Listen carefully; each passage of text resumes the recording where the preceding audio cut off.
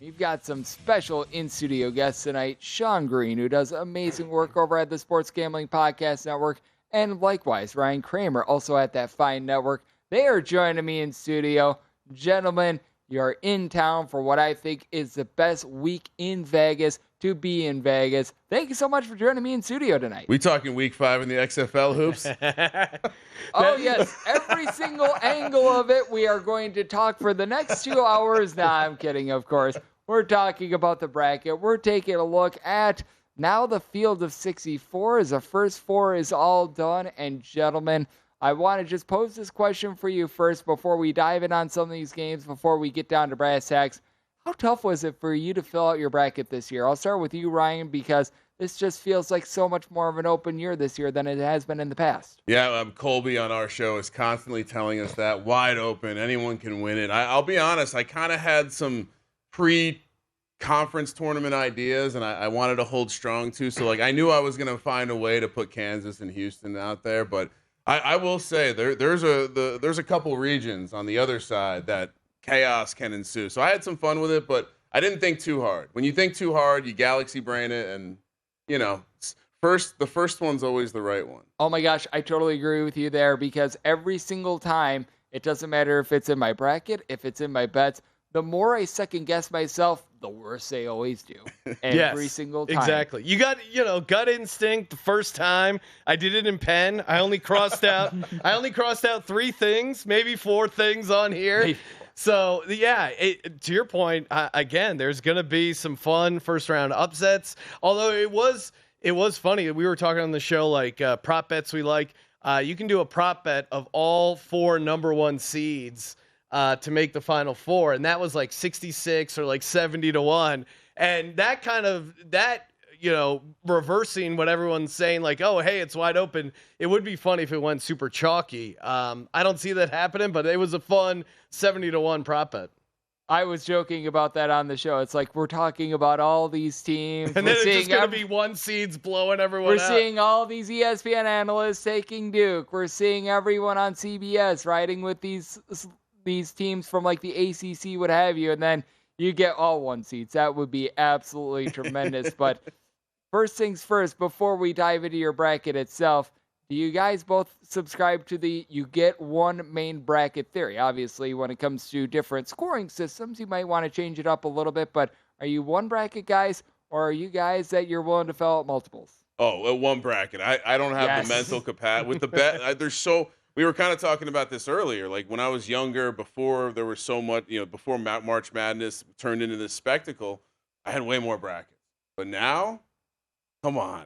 One bracket, just ship it everywhere. Ship the same one everywhere. You get all the glory and all the flack. I get it. You can play the contest strategy and all that stuff. Yeah, instead of 36 brackets, why not 36 first half unders? There's so many other fun ways to bet March Madness besides the brackets. And again, I feel bad because my cousin or someone, relatives, friends, and family, Sean, fill out my $20 bracket. I'm I don't mean to big time you, but come on. I'd rather put $100 on a game than sharp make 64 picks or whatever it is for your bracket. So yeah, just one bracket.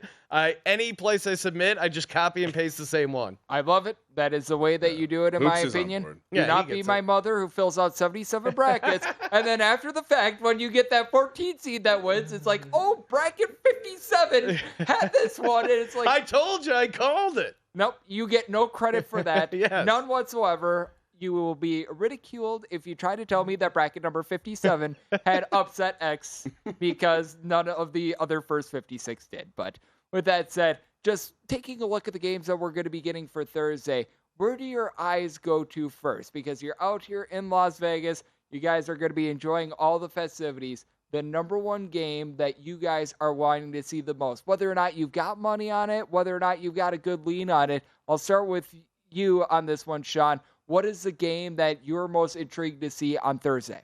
Yeah, I'll go Penn State. I like Penn State. I like Pickett. I like this team. I like the way they played in the Big Ten Conference Tournament to close out. And I think it's going to be a great matchup. I'm a bit of a homer. I went to Penn State for a couple years. I did not graduate, but that's a different story for a different time. I think it's a great matchup, and unfortunately for Penn State, like Texas A&M was also a team I probably was going to bet on had they not played my Nittany Lions. I think it's going to be a great game. I like them on the money line, but I also think just like as a fan of college basketball, I want to watch that game. Well, at least you were able to get into a Big Ten school. I was out there in the great state of Wisconsin. I did not have the grades to get into Wisconsin. So instead, UW Oshkosh got my services. Oh, there you go. Hey, they're all the same after the fact, right? Yeah, exactly. We all ended up in the same studio. Every single school sees do get degrees. Always keep that in mind. But Ryan, what are you taking a look at in terms of the game that just most intrigues you in general? For me, I'm bullish on the Mountain West, and I really like this San Diego State team. We jokingly say they were the 2020 national champs because they won our simulated tournament during the pandemic. And I just love the matchup because I think a lot of people are going to look at that Charleston team, and it's a good team that has the makeup of a mid-major that you're going to want to take in the tourney. But to me, this is the 5-12 where we've gone too far, and I think the spread is telling you everything you need to know. This is sitting at 5, and I think candidly, like San Diego State's a team I like to go real deep, and I think they make a statement here with their athletes, and we see a slight edge with the crowd maybe down there in Orlando. I don't know, but I think the athletes become a problem for Charleston, and I think Charleston's one of the teams like Drake where I'm just hearing everyone get cute and find a way to Furman, another one that rings a bell. So for me, I'm bullish on the Mountain West. I like all the teams playing Thursday, but San Diego State I like the most. And you bring up something so intriguing because Josh Applebaum, who does absolutely amazing work at the network, he always has a theory: fade the trendy dog. Yeah. How much do you guys subscribe to that? And are you going to be willing to go against that trend maybe once or twice with regards to your bracket and or your bets? Yeah, I mean, well, we also, kind of adding on to his theory, we always talk about public dogs having fleas. So again, the similar idea, I don't know. I always go back and forth. Obviously, I like the dog better when no one else is on it. But then I don't like my handicapping style. It's more like situational awareness, like matchups, that kind of stuff. So even if the public is on a dog, a lot of times it won't scare me off because I just can't help it. If I'm also on their side, I don't know. I don't want to give it up and regret missing out on like a sweet money line dog. So I usually don't let it completely scare me off it. I agree. And Ryan, same question to you. Yeah, I mean, I certainly. I mean, I think for me, it's a great thing for me to lean into when I'm finding a reason to not want to play the game. But I think a lot of times, like Sean said, if it's a good spot and it seems like the right thing, a lot of the times too with these spreads, where I find myself is like, oh, this should be shorter. Why isn't it shorter? They must know something. So now, is that going to be a popular side because the dog is bigger? Everyone's talking about it. Still, the price isn't coming down. I generally look to fade the public, I love his contrarian takes, but in March, I think I just play the best plays. If I think it's a good play, I'm going to play it. And honestly, most times, if you're right, you bet early, the price is going to come down. Yep, and you mentioned two very interesting teams from that pod as well. The 4 seed in Virginia taking on the 13 seed in Furman, and then the 5-12 matchup in San Diego State and Charleston. And I'm pretty much one of two out of those because I am going to be riding with San Diego State. I'm willing to lay the points. I've got them advancing in my bracket, but I've also got Furman. I've got them just with the points in terms of my bet, but I'm taking them in my bracket. I know that we just talked about the San Diego State versus Charleston game, so let's take a look at Furman versus Virginia because this is a line for much of the day. We saw it 6. This has come down to 5.5 in a lot of spots. Sean, I'll start with you. What is your read on this game? Because with Virginia, I just don't like the recent form of them. Couple that with Ben Vanderplas's injury, I just can't get there with Virginia. No, Virginia is one of those teams. They either lose in the first round or they win the title, right? Like that seems to be their formula. And this team certainly seems way more likely, in my mind, to lose in the first round than to win the title. I'm with you. And also, it's not only a fate of Virginia; it's a fate of their conference, and it's a ride on Furman. So I'm with you. I'm on Furman with the points. I think I bet I got it at 5.5. Didn't get those 6s, but I like them on the money line as well. And as a matter of fact, my first 2 years here at the network, I did take Virginia to win the whole shebang twice.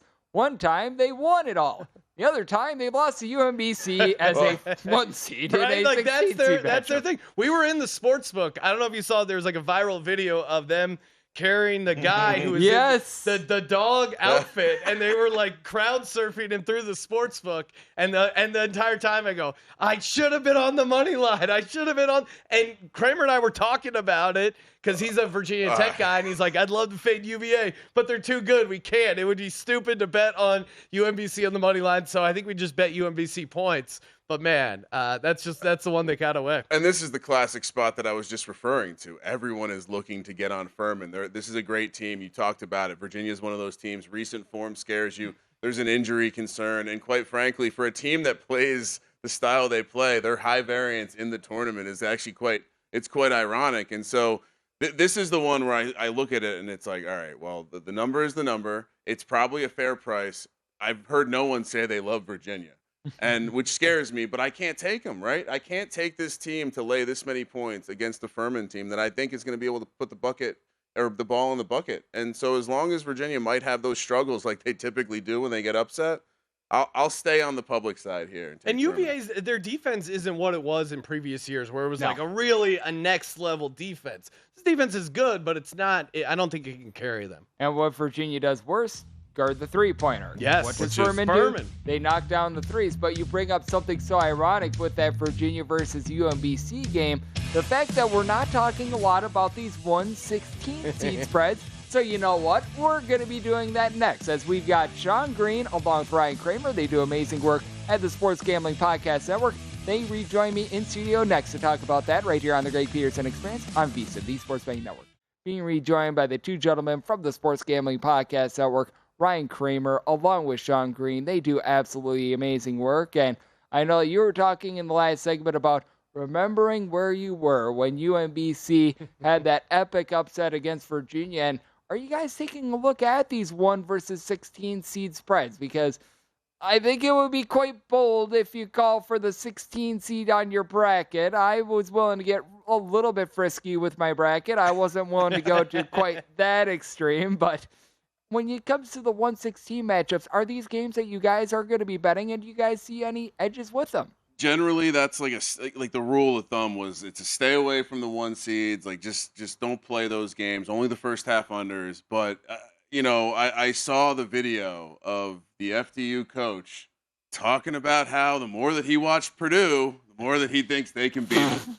And so we have a situation here where as much as I want to fade the Big Ten, I may have to look to lay. Is it 23? 23. Okay, we might have to. I set the line at 26. So there we go. 3 lines of value or 3 points of value already. I mean, why put that motivational crap out there? Like, what are you doing? Purdue didn't have any bulletin board material until you gave it to them. So, yeah, I guess I wasn't looking to get involved in any of the one. Maybe fading Houston because they're probably going to sit Sasser, I would think, and maybe they don't need to go 110%. But for me, once I saw the FDU coach, give me Purdue. I'll lay the points. Edie comes out mad. Big time. I like your number of 26. Oh, man. The one that jumped out at me, and I'm with Kramer, like usually I stay away from the 1/16s because it's such an annoying way to like you're watching the end of this game. The 1 seed's up 20. The only people still watching right now are the people hoping that they cover 22. And they're putting in seniors, and you're like, wait, is he going to throw up a shot or no? Are they going to foul? And it's such an annoying way to lose a bet. But I'll be honest, the one that jumped out at me was Kansas. The reason being, I do love that trend of teams coming off a 20-point loss are, I think, like 22-11 ATS in that first round of the tournament. And Kansas coming off a huge loss. I kind of think this might be a get-right spot for them against Howard. So that was the one, even though they're laying 22, that was the one I was like, all right, this of the 1/16 matchups, this one I'm kind of intrigued by, and I did get down on Kansas. And we're not sure if Bill Self will be coaching. We think maybe we'll sit this one out. And what I think is interesting about this as well is that they go against a Howard team that they can't take any sort of care of the ball. And I noticed in the non-conference portion of the season, they were a relatively mid-tempo team.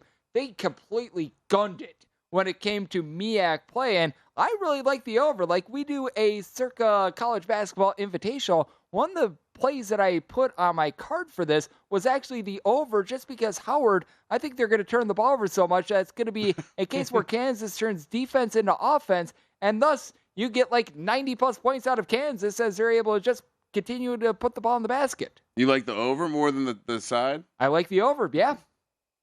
Let's go. Gus Johnson will be sad, as Howard is his alma mater. We love Gus Johnson. College basketball season, baby. Yes, sir, we do. But what else we love are some of these very interesting matchups. And out of all the seed lines, because when we talk about the 12 over 5s, the 13 over 4s, what have you, what do you think has the most intriguing games for you guys, whether it be from bets or whether it be from what you were filling out with your bracket in terms of the overall seed lines? Because I personally did have a little bit of a tough time with the 4-13 matchups because I really wanted to advance Kent State. I wanted to be able to dive in on them, but I just felt like we got a rough draw against Indiana. I'm a hard fade on the Big Ten, and so other than Purdue, of course. But I love Kent State, actually. I mean, the MAC has done very well in the tourney of late, and quite frankly, I just think it's a big number, and when you look at that pod there, I think Drake is another team that has chances to advance. So for me, I love Kent State in that spot. I think their money line. Carey is a fun guy. Absolute dog, and probably as a coach, they have a coaching edge, like the tough, maybe even a toughness edge, and you have the big brother, little brother element of the MAC and the Big Ten. So I love Kent State's actually one of my favorite money line spots. I have them going into the Sweet 16 hoops. So I got frisky there with my bracket. I love it. I put Furman into my Sweet 16, so I've got a 13 seed as well. Yeah, no, Furman's interesting. I mean, for me, anytime you can fade Rick Barnes in the tournament, we did a podcast where we do our March Madness betting commandments, kind of just old reliable stuff that we always go back to. And Rick Barnes is up there as far as like the worst coach. ATS 19 and 32 ATS. Yes. And a lot of those are high seeds.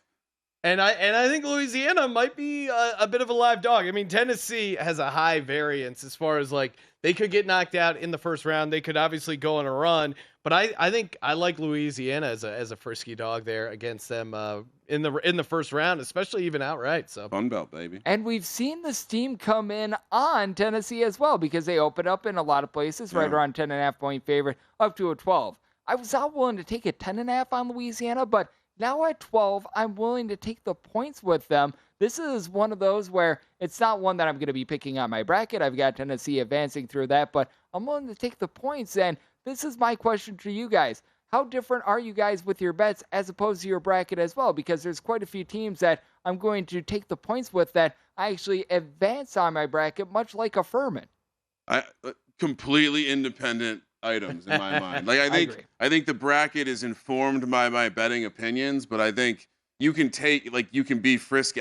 We keep saying how frisky we're getting with our brackets. We got to make a shirt, Sean. Bracket freaks. Yes. I do think Hoops is fired up. Yeah, we're gonna get Hoops one of the. Oh, for sure. I think the you can obviously play the variance a little bit more freely in a bracket contest, especially if it's thousands of people. But I'm with you. I think again the bracket is informed by my bets, but my bracket is definitely not gonna inform my bets. I'm the opposite. For me, it's locked and loaded. I don't want to be rooting for two different things or like a win but not a cover. You know, like if I'm betting on Louisiana Lafayette to win the game, you're damn sure I'm having them advance. So for me, it's like locked and loaded. If I like that team, and most of the dogs, like I guess Duke is the exception because I have Oral Roberts in the points as far as a bet, but I have Duke advancing. So there are some of those spots, but like Louisiana Lafayette, I have advancing. And then I have them getting beat up by Duke. But if I like them on the money line, I'm also going to be having them in my bracket. I don't want to root for two separate things. I don't disagree with you there. Yeah. I'm personally a little bit more independent on it, but I like the way that you operate. And what I love is the shirt idea. I am willing to do there you go. I'm willing to do a 4 a.m. beer review wearing one of those shirts. Yeah, let's go. You got that offer on the table Put right that on now. The books. It's done. You mentioned a lot of these trends that we find with some of these coaches. This is one that I always go to. USC and Andy Enfield being cover machines in the NCAA tournament. USC and Michigan State, this is one that I think is intriguing because I took USC to the Sweet 16 in my bracket. Marquette has no rebounding whatsoever. USC, I think that they do a rock-solid job. Ryan, you're aboard fading the Big Ten. I don't have a single Big Ten team in my Sweet 16 personally, so we're at lockstep there. what do you think about this USC versus Michigan State matchup? Because it just goes back to me thinking that the Big Ten, they just don't perform well when they are on the road. And I think that that's going to be the case once again here. And you mentioned it, 10-2 ATS, Andy Enfield in the tourney. I love this play. I like them going deep. I actually got scared off of it. I might have to go make some revisions to my bracket after this conversation we're having here. I absolutely love the idea of just the Pac-12 in general having some success in the tourney. And so, yeah, I'm all in on USC with you. I'll ride that. I think I have them going to maybe even to the Elite Eight. I see your case with USC, but I'm a Tom Izzo guy. I cannot fade Tom Izzo, Michigan State, and I'll say this: we've seen teams go on a run when, especially in major conference tournaments, where they get knocked out in their first round. Now Tom Izzo has just been yelling at his players the entire past week or whatever since they got knocked out. So I think they're going to come out pretty hungry, pretty motivated. Again, they're kind of like Penn State. I wish they didn't match up with USC because I don't think it's an amazing matchup for them, but I still like them in that game. And I think that provides a very interesting counter that we're going to need to get on in the other side as well. How do we view these teams that they did win their conference tournament and or they made a nice run in their conference tournament? Like, a pair of teams that went to the SEC and Big Ten title game in Penn State and Texas A&M. We're going to take a look at that game next with Ryan Kramer along with Sean Green of the Sports Gambling Podcast Network right here on the Greg Peterson Experience on VSiN, the Sports Betting Network.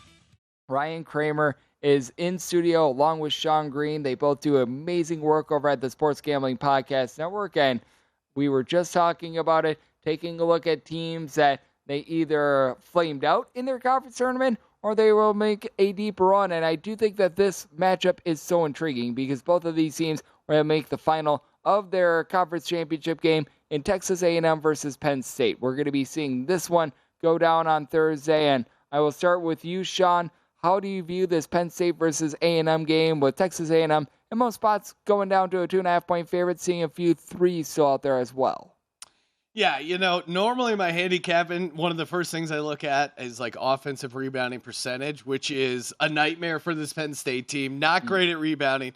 I'm going to make an exception for the Penn State Nittany Lions. One, because I'm an insane homer, but two, I think there's a chance they can shoot themselves out of it. You don't need a rebound offensively when you're draining threes, and that is the strength of this Penn State team. So I'm going to hope their hot shooting that carry them to a Big Ten Conference Championship appearance is what carries them past Texas A&M. But I do think I don't think they have it in them to go on like a super long run. Like Elite Eight obviously is completely off the board for them because of the rebounding, because of the defense. Again, I wish they didn't get the draw with Texas A&M, but I'm still predicting their shooting's going to carry. Certainly Pickett could be the guy that we're talking about if that happens. But for me, I'm a Buzz Williams guy. I love the way that they come out, they compete. And most importantly, I think we kind of saw a taste of what March always brings us, which is teams that just look outmatched because of a defensive scheme. Arizona State came out, did some fun trapping, and Nevada looked like they didn't know what they were doing. 98 points from Arizona. And Arizona State ran it up. And I think Texas A&M isn't going to run it up like that. But I certainly think Buzz confuses everybody. And I think we're going to see one of those games where Penn State at times you're wondering, wow, does this guy know how to dribble? Why are they handling the ball like this? So I love this team to come out. I think they're going to put the stranglehold on. And, Buzz is just a guy I'm not looking to fade in the first round here against the team that made a deep run like they did. Like they kind of counteracts that like fade angle of they're both tired. And so scratch it off the books for me. Give me Texas A&M. I think the confusing defenses of Buzz Williams is the difference. And you mentioned something very interesting, taking a look at teams that have a little bit of a unique style, because I think the most unique style in the tournament belongs to VCU, who's going to be facing off against St. Mary's, with St. Mary's currently being a 4-point favorite. And I'll go back to you on this one, Ryan. How do you view this game? Because with VCU, against most of the 5 seeds, I would have advanced them to be able to win at least one game in the tournament, if not multiple, but I thought that they got a really bad draw going up against the St. Mary's team, that they're always in control and they always just don't step outside their system. They always just stick you in the mud in that slow, grimy style. It's certainly, it's not the best matchup because, like you said, it's going to be a rock fight. They're both really good at drawing you into their style of play. That being said, I love teams that play like VCU. And I like taking stabs on them, especially when they're the dog, right? Because this might not be a game where I'm looking to grab the points as much as I am to play the money line. And I think, quite frankly, St. Mary's is a well-coached team. They understand what they want to do, as will VCU. I just think VCU is going to be able to speed them up and cause some problems. I mean, I like VCU because, especially in the bracket variants, like they're a team that could, like, you can map them out to go further. I mean, they could potentially see UConn, and they could give UConn those same types of problems where it's like, oh, okay, this team can make you feel uncomfortable. So I love taking teams that can make you feel uncomfortable as dogs, especially in, we're talking about one of those classic seed lines.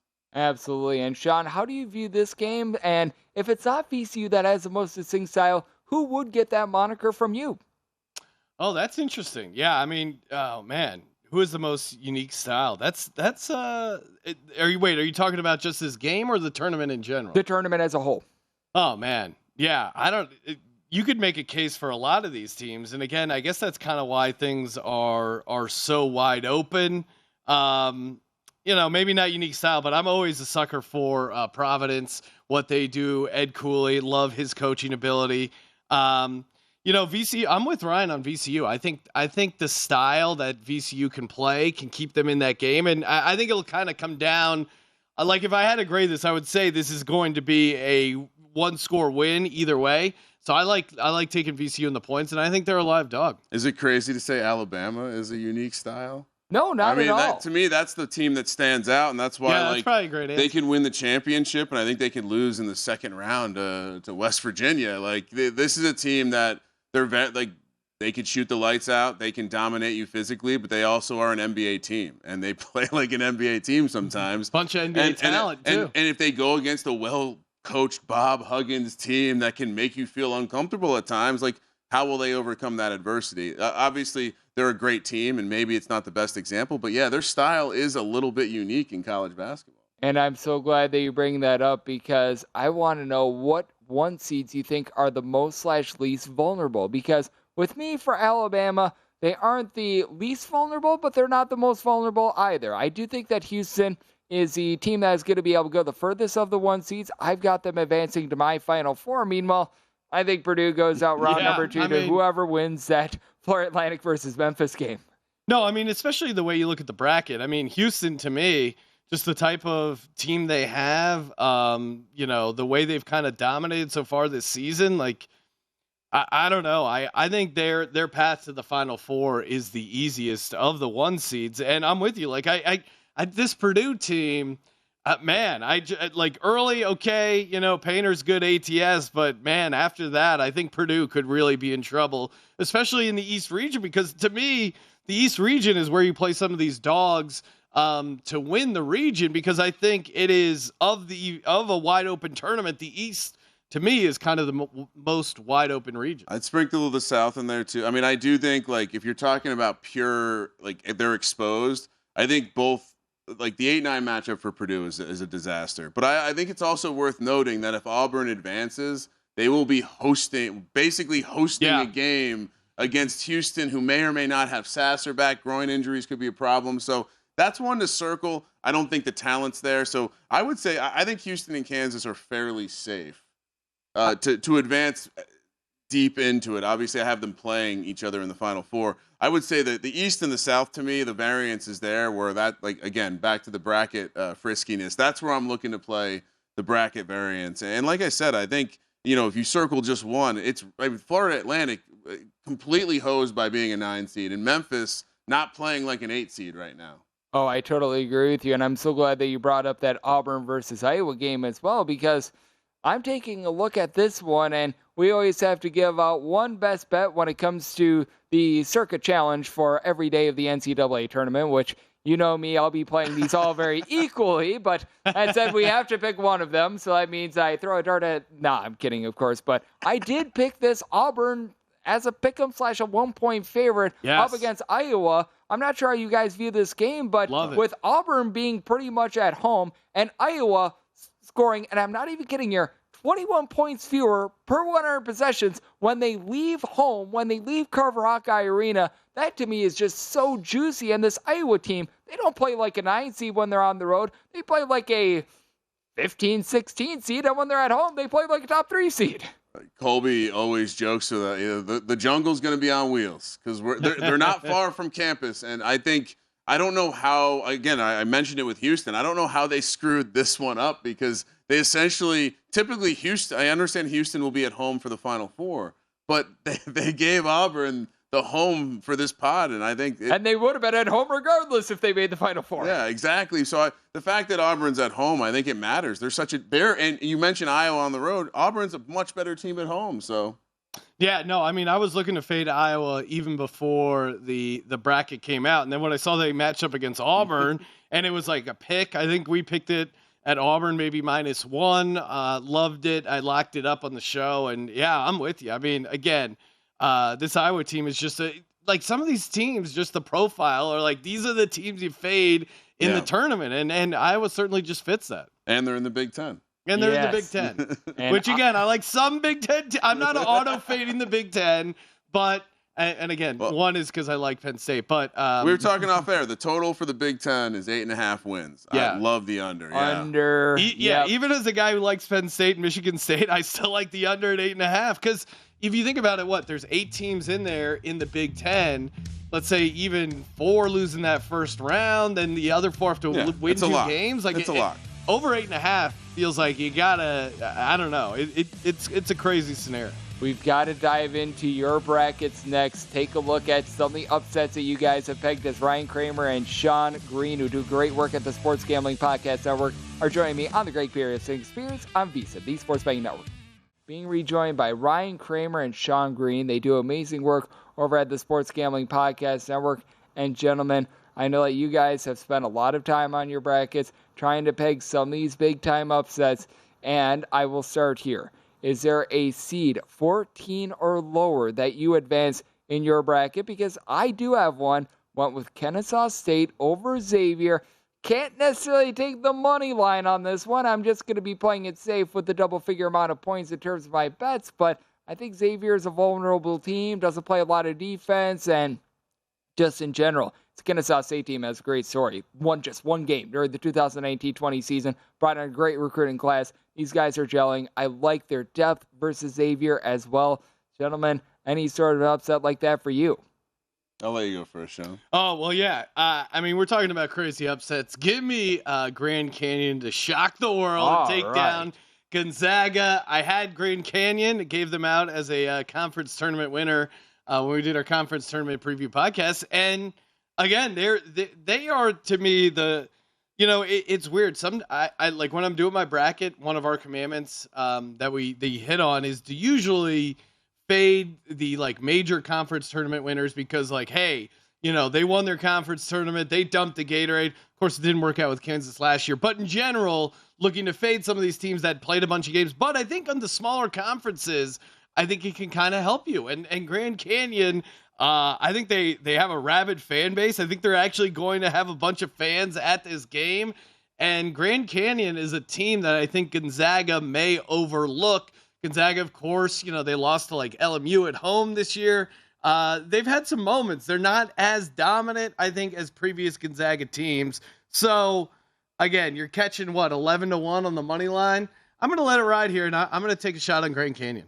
And you mentioned it with that Grand Canyon home court. If you've never seen it, it's like going to some sort of a Tiesto rave. It's absolutely insane. Have you been, Hoops? I have not. I would love to. That's one of, honestly, out of all the bucket list places, because so many people mentioned going to Cameron Indoor, so many people Assembly Hall, list goes on and on. Grand Canyon for me would be one of the top ones because that would be awesome. Yeah, Hoops, you're a grinder. You don't want to go to Cameron Indoor. You want to go to Grand Canyon. And exactly. I don't know if you saw, I hadn't heard this, but apparently Frankie Muniz is a huge Grand Canyon very fan. Nice. Yeah. 20-year anniversary of Agent Cody Smith or one of those movies. Agent Cody Smith, Malcolm in the Middle. He's also in he's become a NASCAR driver. And apparently makes money in parking lots. Yeah. So, again, it's the year of Frankie Muniz, a.k.a. it's the year of a Grand Canyon upset. Oh, I can't get on board with that with my Zach.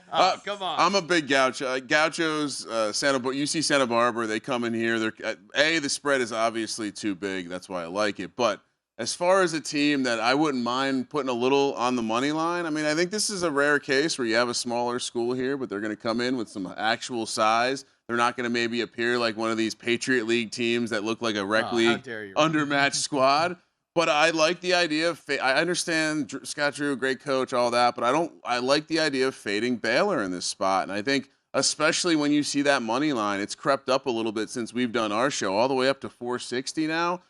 Certainly one of the ones I'm going to circle. I don't have the stat in front of me, but we've had a number of 14 seeds over the last couple of years advance, and I really like the price on this one. So I'm going to play this points, but I'm also going to sprinkle that money line. And to your point, Ryan, we talked about in the show of fading unbalanced teams, and Baylor is super unbalanced. I think they're like, what, top 10 in offensive efficiency, and then outside of the top 100 in defensive efficiency. And that's where you can maybe find some value in these upsets, teams that can't play some defense, and maybe they go a little cold, weird sight lines. They're not used to this UCSB defense, whatever it is. They get off to a rough start, and then they're like, they're pressing and playing from behind. Top 20 teams in Ken Palm's adjusted offense who are outside the top 100 in defense, 38.5% against the spread in the first round over the last 5 years. So Baylor made that list, so as did some Big Ten teams like Iowa. So love to fade Baylor here with the Gauchos.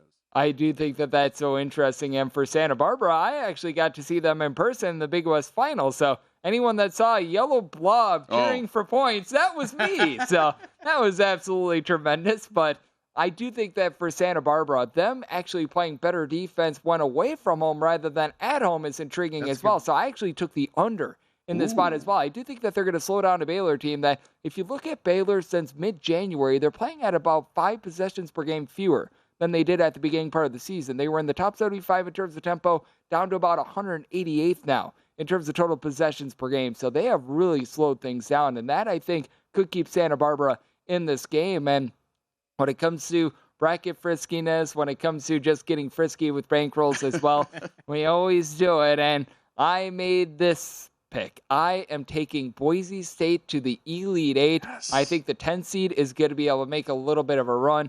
For one, how crazy am I for this? And two, do you guys have a little bit of more of a double-digit seed being able to make a bit of a run in this tournament?